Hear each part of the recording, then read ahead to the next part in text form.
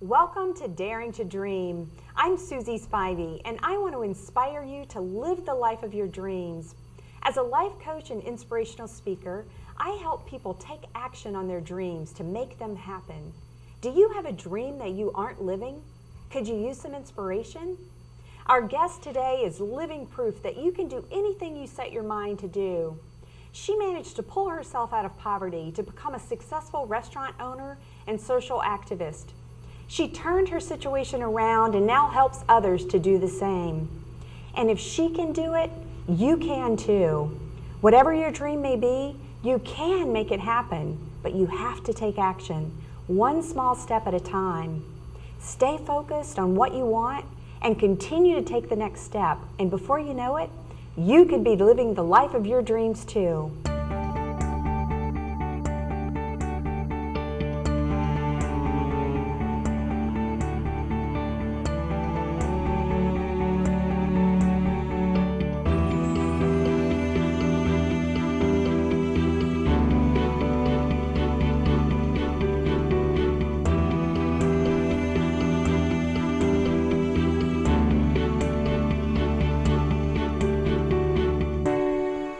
Our guest today is Kathie Mainzer, owner of Bella Luna Restaurant in Jamaica Plain and the hip and funky Milky Way Lounge and Lanes. Bella Luna celebrated its 14th year in business last November and received the Best of Boston Award for the 5th time in 2007. Not only is Kathie a successful restaurant owner, but she's devoted a considerable amount of her time to social issues and causes.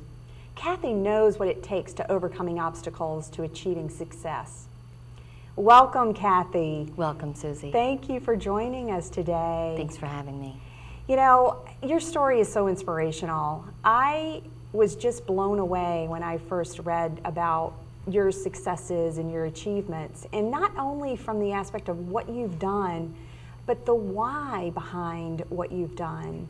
I first read about you in an article from the Boston Globe that I think was published in 2004. And I want to just read the beginning of that article. Kathie Mainzer jokes that she's a welfare mother made good. Make that real good. She pulled herself out of poverty to become executive director of the Massachusetts Coalition for the Homeless and went on to earn a degree from Harvard's Kennedy School of Government. So you have quite a list of achievements under your belt before you even got into the restaurant business. You've worked tirelessly on social issues and really trying to turn your neighborhood around and do things for your community. And an example of that is the gun buyback program that you helped start over a decade ago. But before we talk about your many achievements, I want to set the stage for where you've come from and how you started out, because you had a rough beginning. At the age of 17, you married right out of high school, and 4 years later, you found yourself pregnant. That's right. And in a marriage that wasn't working out, and felt like you needed to move on and start over. So take us back to that time and give us some insight. People that are watching who may be dealing with similar situations, give us some insight into how you moved forward and how you overcame those challenges. Sure. Well, first, just a quick word on sort of the journey that you described and the different organizations I've been involved with. I mean, they really all relate to it takes a village to raise a child or to be a community, and it really all is united in a theme and tapestry of community building. And I think when I found myself 21 years old, leaving an alcoholic husband and coming to Boston on my own while I was 7 months pregnant, wow. You know, I was overwhelmed with some fear and a sense of challenge, but also with a sense of I'm in control of my own life. And I reached out to a friend of mine who I'd been to first grade through high school, and she really said, I was feeling very hesitant because I hadn't gone to college, and what can I do with just a high school diploma, and how am I ever going to support myself and my daughter? And she said, you know, Kathie, you're smart and you're willing to work hard. You can do anything. Wow. And it was such great advice and inspiration for me. to, you know, start over in a new city. And really from the day I came to Boston, I felt excited about the opportunity here. And I felt a lot of support from my friends and family as I went on to raise my daughter by myself. Wow, that's incredible. So that encouragement from your friend, I mean, is that what really helped you to kind of take the plunge and decide, I'm going to change my life, I'm going to do something with my life? Well, I had made the decision to leave my marriage on my own because I found myself so depressed and felt it was not a situation to bring a child into.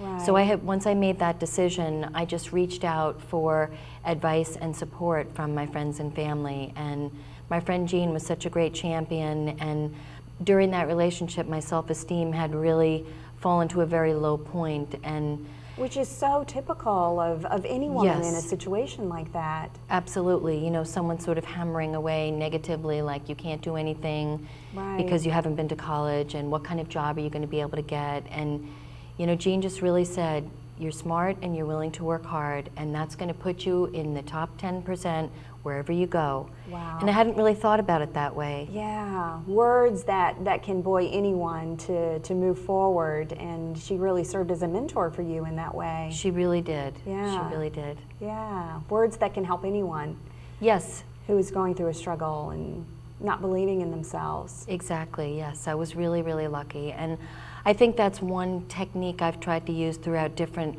crossroads in my life, is to reach out to other people for advice and support. I'm a big book reader. You know, if I'm at a crossroads, like I said, where I don't know which way to turn or I feel overwhelmed, I always have found that there is advice out there if you keep looking. That's great. You know, get another book from the library, go to another website, talk to another, you know, person who's walked down that path before, Right. and that can really help you. Right. So you moved to Boston. You're pregnant, and you have no job. What do you do? What do you do next? Well, for the time that I was pregnant, I got a job working at Herman Geist Clothing in their stockroom, doing computer shipping and receiving, and I was very intimidated about the computer. I had never had any experience with that, but Right. once again, Jean was like, you can do it, you know, and so I gave that a try, and that was great because it gave me some money until my daughter was born. And once she was born, I went on welfare for a period of 4 years. I felt it was important to be with her. Right. During the 4 years, I started working part-time. I started volunteering, and I joined a organization for other families on welfare called the Coalition for Basic Human Needs. Wow. And where did that desire come from to reach out and help other people?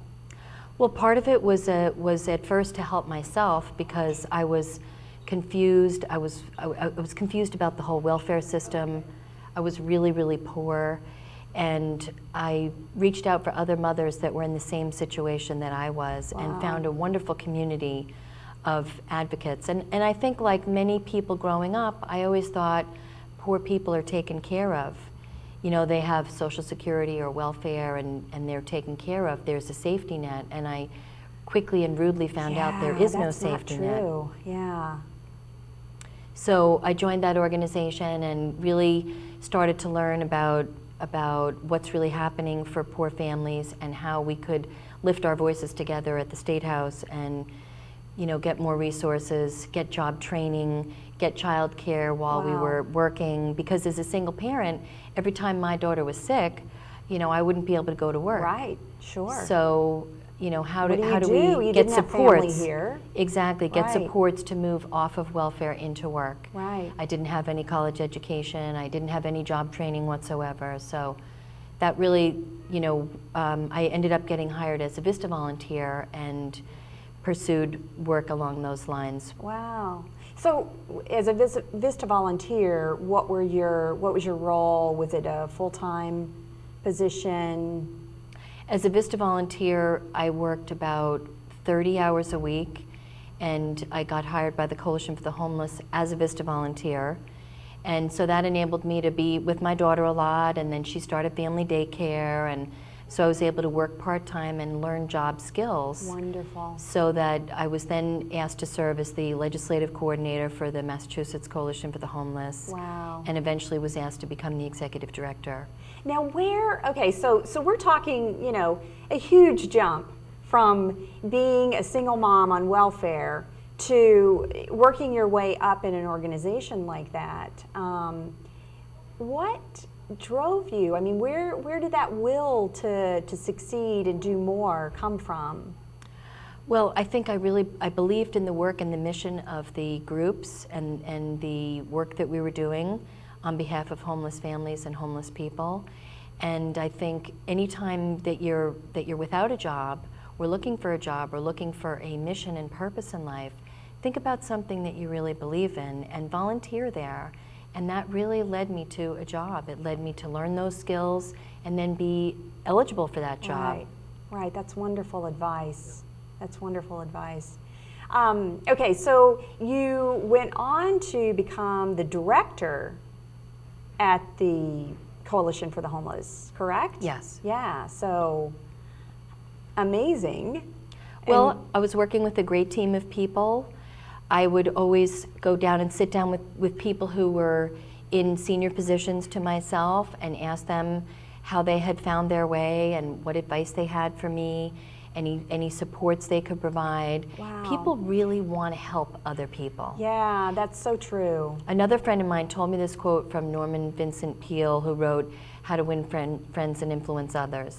And he said, if you want to gain influence with someone, ask them for their help, because people love to help, and often we feel afraid to ask for help. Exactly. But I really found people want to help. You say, can I take you out for a cup of coffee? Can I ask you for some advice? Yeah. And people love to give advice. Yeah, it's so true. And I think so many people who feel insecure or feel like they don't have the education or the training to do a particular job, they often just kind of sit in that, and they're afraid to reach out to other people.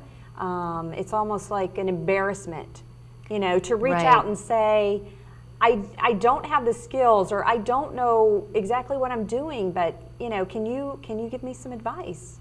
Sure, and we can all always learn. And if you look at the most successful people out there, they're always challenging themselves and learning, putting themselves in situations where they don't know a lot. Absolutely. And many of the most successful CEOs in the world never went to college. That should never be a barrier for anybody. Right. And the other thing is, most successful people surround themselves with other successful people. Yes. Or people who are going to support them and encourage them. And well, what I would call them is positive people. There you go, right. If you're around people who are very negative and critical, they're like an energy suck, you know? And so I really try to seek out positive people and people who want to work together to reach a goal, and you're always mutually supporting each other. It's I can help you on a day you're having a hard time. Yeah. You can help me on a day that I'm having a hard time, but we both are seeing a positive future together. Right. Those are the people I want to be around. Absolutely. So then you decided you wanted to go back to school. Yes. So how did that all come about? Well, during the networking of building the Coalition for the Homeless and fundraising for that, someone mentioned to me that there was a great program at the Kennedy School that I should consider. At Harvard, no less. At Harvard. It was very scary, very intimidating, and especially because I had never gone to college. But this was a mid-career program. It's a one-year master's program. Oh, wow. And they said, you've had so much life experience and experience at the State House lobbying and developing public policy. This would be a great program for you. And so, you could offer your perspective. And so it was very scary, but I studied for the GMATs. I asked my friends to tutor me in math, and had to relearn the high school algebra and all those things we like to skip over. Absolutely. And took the GMATs and did okay. And they accepted me at the Kennedy School as a special student. And I had to take a risk, because it could be that I was paying for the semester without ever getting credit for it. Right. But I decided to take the chance, and I felt that if I was able to do the coursework and I was able to show them I could, they would give me retroactive credit for that semester. And so I took a loan, and I think at that time it was $13,000. It was another scary step, Sure. but I just felt it was worth it. was a worthwhile investment in my future and my ability to raise money, be a breadwinner for my family, myself and my daughter. Right. And so it worked out. I also had, a party, and my friends and family helped me, and so I went to the Kennedy School. It was very intimidating, but once I got there, once again, I remembered my friend Jean's advice that if you're willing to work hard and you have half a brain, you're going to be okay. Yeah, you can do anything. Exactly, Yeah. and the same thing was true at the Kennedy School. There was also a great community of people there who we supported each other, we helped each other, and got through it. That's incredible inspiration. You go from no college education whatsoever to getting accepted into one of the best, probably the best, school in a master's program for public affairs. Well, I was really, really lucky, and I had the support of a lot of people and got great letters of recommendation and met with the dean and, really had to start on a conditional basis and really go in and prove myself. Right. But it was worth it. In order to do that, you had to believe in yourself. I did. And believe that it was possible. And take out a loan. Take out a loan. Yeah. For if. Yeah, a very risky thing to do. But it was worth it, and I just felt like it was worth a try, and I'm just going to study hard, and I'll get a tutor if I need a tutor, and sometimes I did. Macroeconomics. Right, who wouldn't? Yeah, macroeconomics, very scary. But, I learned so much at the Kennedy School. It really broadened my perspective, and I had always thought that business was big and bad, and I realized at the Kennedy School that business could be small and good. And so I think it planted the future seeds for the restaurant. Right. That's great. So let's move on. You graduate from the Kennedy School, and what do you do next? So now, like, a new world has opened up for you, really. Yes, but you've taken on all this debt. You don't have a job, so you come out of the Kennedy School with all your debt. What are you going to do? Right. So I went to work for a friend of mine who was at Harvard Real Estate doing some consulting.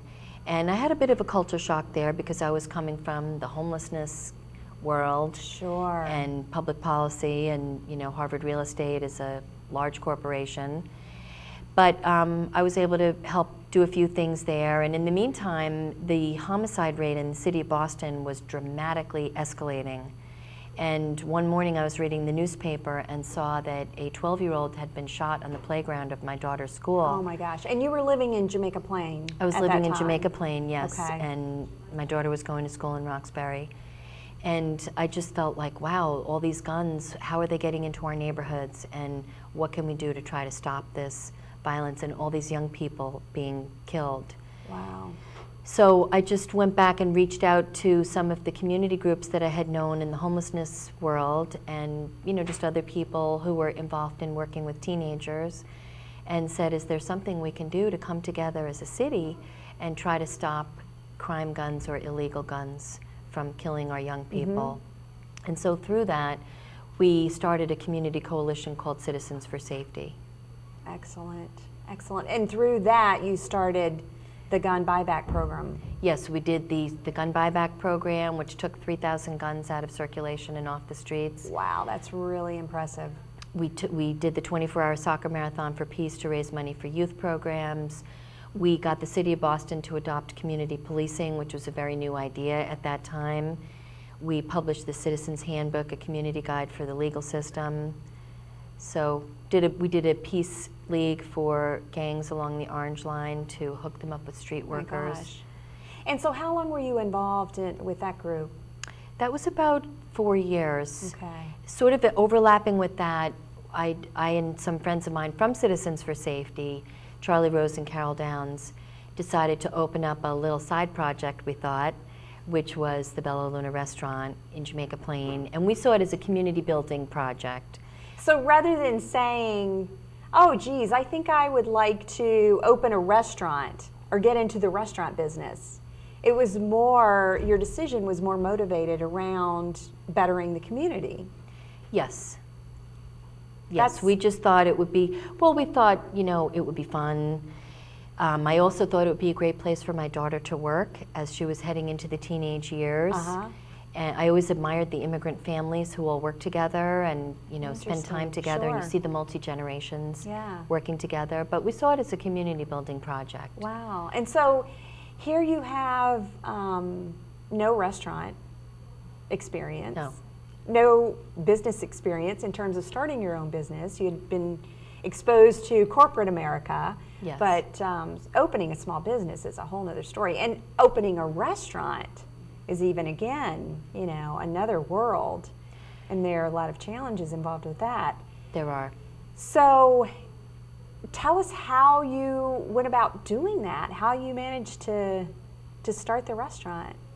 Well, I realized that a lot of the skills were transferable from the nonprofit community. Raising capital is the same as fundraising. A proposal to a foundation is very similar to a business plan. So we were really able to transfer a lot of those skills. Right. But again, what we started with was going around and talking to people. We talked to other business owners. What do you wish you knew at the beginning when you first started? What are your biggest regrets? You know, what's your best piece of advice for us? And so, you know, that sort of refined our concept and helped us put together some ideas. And then we didn't have any money. So an artist friend of ours, Clara Wainwright, I remember her saying to me, if you ever want to start your own business, ask all your friends and family for $1,000. Wow. And that way you spread out the risk, you bundle up everybody's contributions together, and you've built a community around that business before it even starts. That's fascinating. And so that's how we started Bella Luna. We went around, we raised $25,000 that way, and then... Just from $1,000 from Yes. friends and family. Yes. And then slowly built it up to $55,000. We, of course, any time you're doing construction, it costs twice as much as you Right, think. right. So we ended up needing 55. So we got 2 larger investors that we met along the way by talking to people. And, you know, we just did up a small business plan and a draft menu and came up with the name Bella Luna. And where did the name come from? Well, we went through a lot of different names, and Carol Downs, my business partner, was watching the movie Moonstruck and just thought of the name Bella Luna. And we loved it because we're in the Latin Quarter of Boston, Jamaica Plain. So in Spanish, it's Bella Luna. In Italian, it's Bella Luna. And most English speakers can figure out what it means, beautiful moon. Right, right. That's And we started out really wonderful. focused as a gourmet pizzeria, and so when the moon hits your eye like a big pizza pie, it just seemed to be perfect. Excellent, excellent. So you opened the restaurant in '93. Yes. Right? Yes. And what were some of your early challenges in getting the restaurant going? I'm sure you don't have a successful business without a few challenges along the way. Well, we were very undercapitalized. We bought all our equipment secondhand. We did all the painting ourselves. Wow. We had to just sort of set a deadline to open, and we were still installing the hot water heater that morning, so that was a real challenge, just getting Right. open. But we just kept plugging away and continued to put a lot of elbow grease into it. And I think once you open a business, then you have some cash flow, and so you can pay as you go. My Right. biggest piece of advice to people opening any business is not to invest too much capital or start with too much debt. Start That's very small, good advice. buy secondhand, and you can reinvest as you go along, because you have to Right. make sure the location works, the concept works. Sure. So I wouldn't borrow too much to start. Yeah. And so from everything that I've read, and Bella Luna has gotten a lot of raving reviews, it was a success out of the door. Right was. upon opening, it was a great success. We had a lot of neighborhood support. We were really blessed with that, and our neighbors have just continued to come and support us. And then they asked us, they said, hey, we need a place for live music. So we started trying to squeeze bands into Bella Luna, and it was just a little too crowded. Right. But then we realized there was a empty bowling alley, a closed up bowling alley downstairs, and we thought, wouldn't it be fun to have a space for live music and offer bowling and be able to have a bar, which we didn't have. So people were always waiting out on the street in the winter to get a table into the restaurant. at Bella Luna, because Yeah. it was only 40 seats at that time. Yeah. So we, at that point, were eligible for a bank loan, and were able to borrow some money to open the Milky Way. Wow. And the Milky Way, what a great place that is, and what a unique concept to have a nightclub, a lounge, bowling alleys. Yes, we never all thought we'd be in the combined. bowling business. I can imagine not, yeah. Unexpected adventure. Yeah, but it's such a unique concept and such a draw for people. And tell me again where you found the name the Milky Way, where the name came from. Well, we wanted a name that was compatible with Bella Luna, that would sort of go together, and it had the celestial theme. And it was really one day looking at the New York Times astrology, they always have a picture of the night sky, and it said Milky Way, and we just thought that is perfect. Yeah. And there's a famous club in Amsterdam called the Milky Way, so we thought it had good karma for a club. Exactly. That's great. So you've been going along, you celebrated your 14th year. Yes. In November. Yes. And so tell us about some of the excitement and pleasure and joy, rewards that you've gotten from having a successful neighborhood restaurant. I think our greatest feeling of accomplishment is that it's a self-funding community center. So we can highlight artists there, we can host events and fundraisers for nonprofits, we can bring in different political candidates, we can host neighborhood forums, and it's all self-funded. We don't have to knock on a foundation door or ask for donations. It's all paid for by selling food and beer and bowling. That's wonderful. And so we're really happy. We feel it's the heartbeat of the community, and people can celebrate. Our tagline for Bella Luna is where every meal is a celebration. Oh, I love that. And for the Milky Way, it's a galaxy of food and entertainment. So it's great seeing people's rehearsal dinners, birthday parties, bachelorette parties, organizations having their annual meetings there, company outings. Right. I think the biggest thing we've learned is that people don't want to just, stand around and drink. They want to do something interactive and play with each other. Yeah. So that's been really fun. Great, great. So if you could give some key advice to anyone who's watching, who may have a dream or may feel stuck in their lives, from your successes, what would your advice be to them? Go out and talk to people. Talk to people that you admire. Talk to people who are doing something that you want to do, and find out how they got there. Ask for their advice, and you'll learn so much. And then just make your own plan. And I heard this great story on NPR once called 10 Minutes a Day, and it said if you have a large goal, just devote 10 minutes a day to that goal.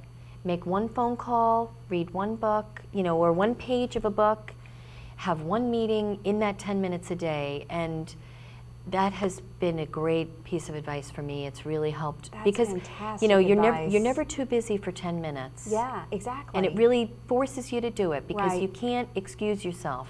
Right. You can't let yourself off the hook for 10 minutes. Right. Well, Kathie, thank you so much for joining us today. Thanks for having me. Your story is so inspirational, and I know it's Thank going to you. inspire a lot of people who are watching today. Thank you, Suzy. So we've heard some wonderful advice here. Reach out to other people, surround yourself with positive people, and take small steps. Devote 10 minutes a day to your dream, and before you know it, it could happen. If you or someone you know has a story that could inspire others, please let us know. We'd love to share it. You can contact me at suzy@suzyspivey.com or contact the Belmont Media Center at 617-484-2443. We'll see you next time on Daring to Dream.